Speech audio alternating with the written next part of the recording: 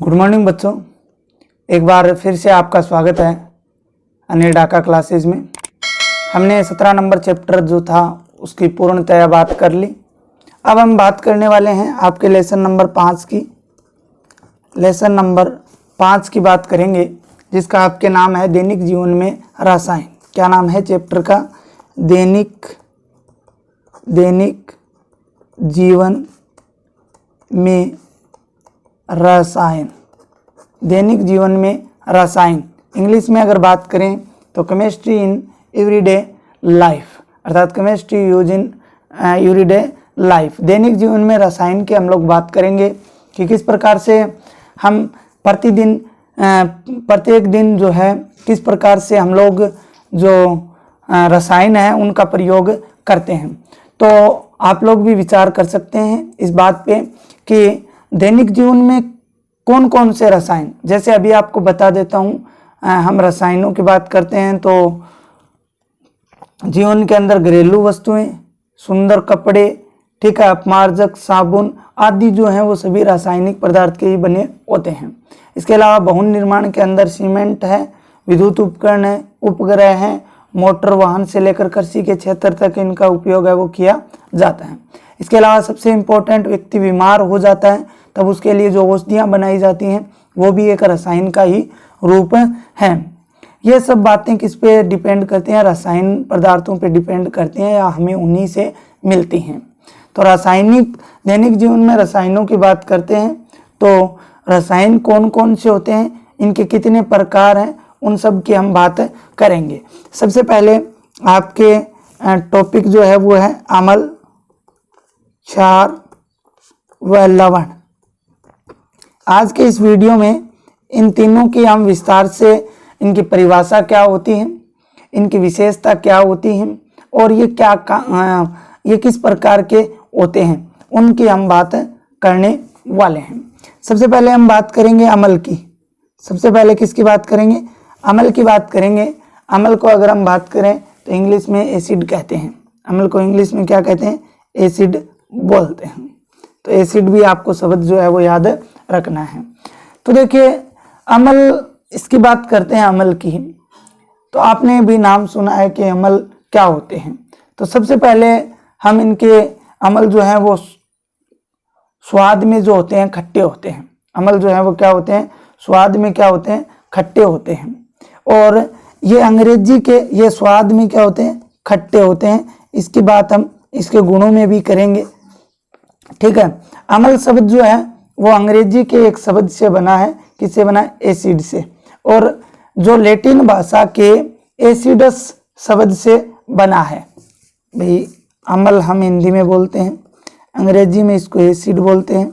और ये एसिड शब्द है ये लैटिन भाषा के एसिडस शब्द से बना है जिसका अर्थ होता है खट्टा। जिसका अर्थ क्या होता है? खट्टा। इसीलिए ये स्वाद में क्या होते हैं? खट्टे होते हैं। और खट्टे होने के कारण इनका नाम क्या रखा गया है?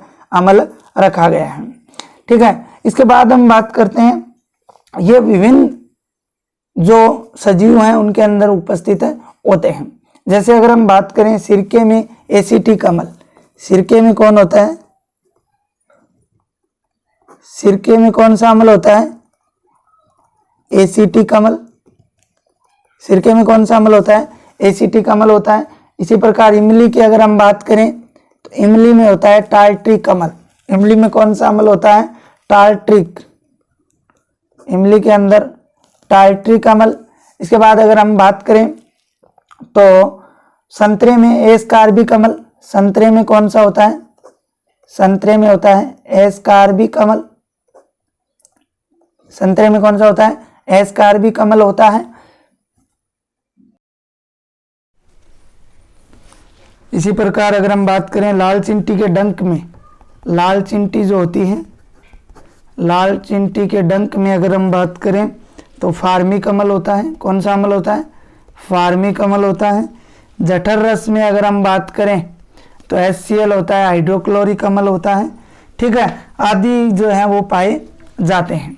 अब हम बात करते हैं अम्ल के गुणों की बात करते हैं कि अम्ल के गुण जो हैं वो कौन कौन से होते हैं। पहला गुण मैं आपको बता चुका हूँ, ये स्वाद में क्या होते हैं? स्वाद में खट्टे होते हैं, और इस खट्टे एसिडस शब्द लैटिन भाषा के शब्द है, इसी से ये अम्ल शब्द बना है। दूसरा अगर बात करें तो ये नीले लिटमस पत्थर को लाल कर देते हैं। नीले लिटमस पत्थर को क्या कर देते हैं? लाल कर देते हैं। लिटमस पत्थर होता है उसको वो अगर नीला है तो उसको क्या कर देंगे? लाल कर देते हैं। ये इनका विशेष गुण होता है। आपको 12वीं क्लास में प्रैक्टिकल होंगे, उनके अंदर अगर आप जीव विज्ञान रखते हो तो उनमें आपको ये बताया जाएगा। ठीक है, तो इस प्रकार से हमने अम्लों के कुछ उदाहरणों की बात की और इसके गुणों की बात की। तो उदाहरण जो हैं आप एसिटिक अम्ल, टार्ट्रिक अम्ल, एस्कार्बिक अम्ल, ठीक है, फार्मिक अम्ल, हाइड्रोक्लोरिक अम्ल आदि दे सकते हो। 2 नंबर अब हम बात करते हैं क्षार की। किसकी बात करते हैं? क्षार की बात हम करते हैं, जिसे इंग्लिश में बेस कहा जाता है। क्षार की बात करते हैं। देखिए क्षार क्या होते हैं? वो तो अम्ल तो स्वाद में खट्टे थे, ये कड़वा होता है। स्वाद में कैसे होते हैं? कड़वा होता है। ठीक है, इनकी भी हम विशेषताओं की, गुणों की बात करते हैं। तो पहला तो इनका यही हो गया कि ये स्वाद में क्या होते हैं? कड़वे होते हैं। 2 नंबर बात करें तो इनको स्पर्श करने पर साबुन जैसा व्यवहार करते हैं। स्पर्श करने पर कैसा व्यवहार करते हैं? साबुन जैसा व्यवहार करते हैं। इसके अलावा तीसरा जो है, ये अम्ल देखिए, ये नीले लिटमस पत्थर को लाल कर रहे थे, जबकि क्षार जो होते हैं ये लाल लिटमस पत्थर को क्या कर देते हैं?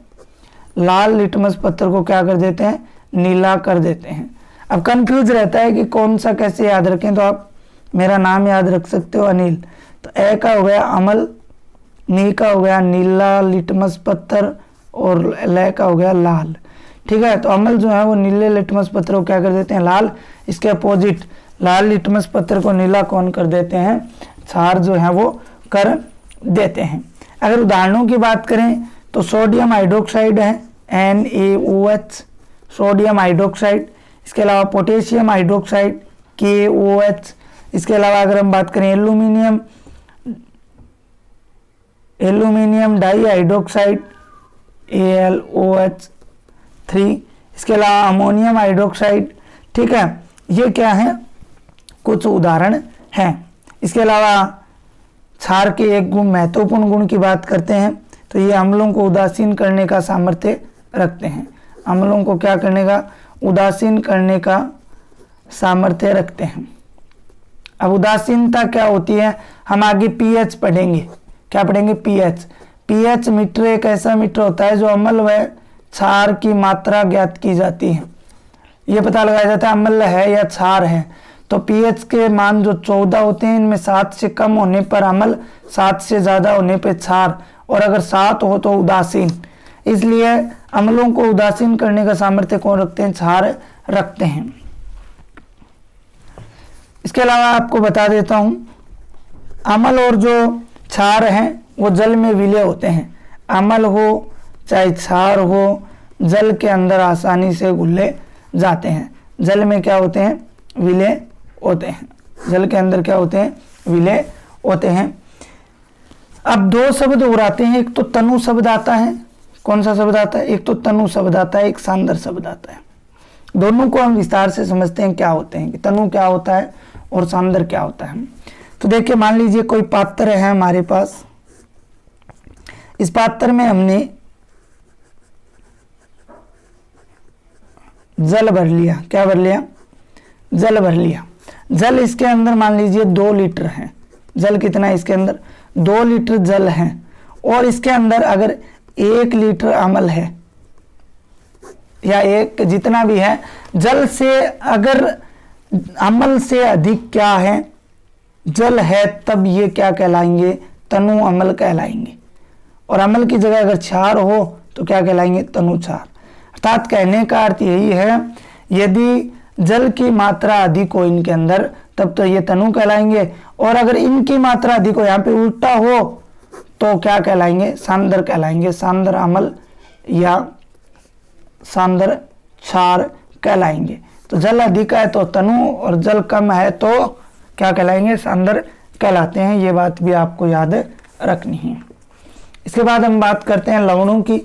आज का जो हमारा अंतिम टॉपिक रहेगा 3 नंबर, लवण। लवण को इंग्लिश में साल्ट बोला जाता है। लवण की बात करते हैं तो अम्ल और क्षार हमने पढ़ा, तो अम्ल व क्षार की अभिक्रिया से क्या प्राप्त होते हैं? लवण व जल प्राप्त होते हैं। अम्ल व क्षार की अभिक्रिया से लवण व जल प्राप्त होते हैं। ऐसी अभिक्रिया उदासीनीकरण कहलाती है। ऐसी अभिक्रिया क्या कहलाती है?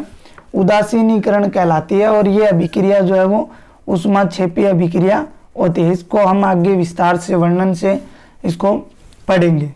तो देखिए अम्ल, जैसे हम HCl अम्ल लेते हैं, हमने शुरुआत में पढ़ा था HCl, ये रहा HCl, मैंने आपको बताया था हाइड्रोक्लोरिक अम्ल, ये हमने ले लिया। साथ में दूसरा हमने पढ़ा था क्षार NaOH, ये हो गया क्षार, सोडियम हाइड्रोक्साइड, इनकी क्रिया कराते हैं तो NaCl प्लस H2O बनता है। NaCl लवण होता है, सोडियम क्लोराइड इसको बोला जाता है। क्या बोला जाता है? सोडियम क्लोराइड इसको बोला जाता है। और ये H2O जल हो गया। तो इस प्रकार की अभिक्रिया को उदासीनीकरण अभिक्रिया कहा जाता है। ठीक है, अब हम बात करते हैं लवणों के जो गुण हैं उनकी बात करते हैं कि लवणों के गुण कौन कौन से होते हैं। लवणों के गुणों की हम लोग बात करते हैं, कौन कौन से होते हैं। तो देखिए लवण है, उनके गलनांक और क्वथनांक जो होते हैं ना, दोनों ही गलनांक व क्वथनांक, गलनांक व क्वथनांक उच्च होते हैं। इनके क्या होते हैं? गलनांक और क्वथनांक जो हैं वो इनके उच्च होते हैं। साथ ही आपको बता देता हूं, इनमें क्रिस्टल के रूप में क्रिस्टलन जल पाया जाता है। क्या पाया जाता है? क्रिस्टलन जल पाया जाता है। अब बात आती है क्रिस्टलन जल क्या होता है। तो यहाँ से प्रश्न बार बार आता है, इंपॉर्टेंट है। क्रिस्टलन जल देखिए क्या होता है, इसकी परिभाषा क्या होता है। जब सीधा बोल सकते हो, लवणों में उपस्थित जल के अणुओं की मात्रा, जल के अणुओं की संख्या को क्या कहा जाता है? क्रिस्टलन जल कहा जाता है। या लवणों को इकाई सूत्र को लिखने में जल के अणुओं की जो निश्चित संख्या जुड़ी होती है, क्या जुड़ी होती है? निश्चित संख्या जो जुड़ी होती है उसे क्या बोला जाता है? क्रिस्टलन जल बोला जाता है। जैसे कि हम बात करें सोडियम कार्बोनेट, अगर हम लिखते हैं तो सोडियम कार्बोनेट का सूत्र होता है Na2CO3 और डॉट 10H2O। ये सूत्र होता है सोडियम कार्बोनेट का, सोडियम कार्बोनेट। सोडियम कार्बोनेट के अंदर आप ये देखिए, इसके अंदर जल के कितने अणु हैं, तो डॉट लगा के जो संख्या लिखी हुई है 10, तो यहाँ पे क्रिस्टलन जल कितना होता है? सोडियम कार्बोनेट में 10 होता है। कितना होता है? 10 होता है। इसी प्रकार हम बात करें जिप्सम की, जिप्सम की बात करते हैं तो जिप्सम का सूत्र होता है CaSO4.2H2O। इसके अंदर जल के अणुओं की संख्या कितनी है? 2 है। तो यहाँ पे क्रिस्टलन जल कितना हो जाएगा? 2 हो जाएगा। ठीक है, ये पूछा हुआ है। क्रिस्टलन जिप्सम में क्रिस्टलन जल कितना होता है? 2 होता है। सोडियम कार्बोनेट में कितना होता है? 10 होता है। अब जो इम्पोर्टेंट है फिटकरी, सबसे पहले तो आपको फिटकरी का सूत्र आना चाहिए कि फिटकरी का सूत्र जो है वो क्या होता है।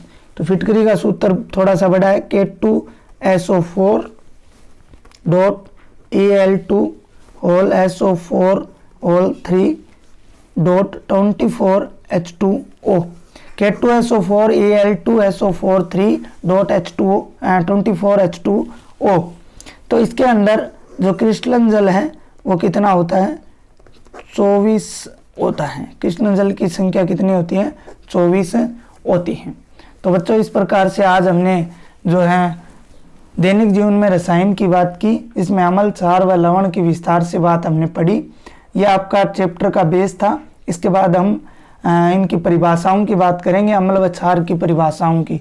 अलग अलग वैज्ञानिक जैसे आर्रेनियस, ब्रांस्टेड, लोरी, इस प्रकार से जो हैं उन्होंने अलग अलग, इनकी लुईस है, उन्होंने अलग अलग इनकी परिभाषाएं दी थी। उनकी बात हम कल वाले वीडियो में करेंगे।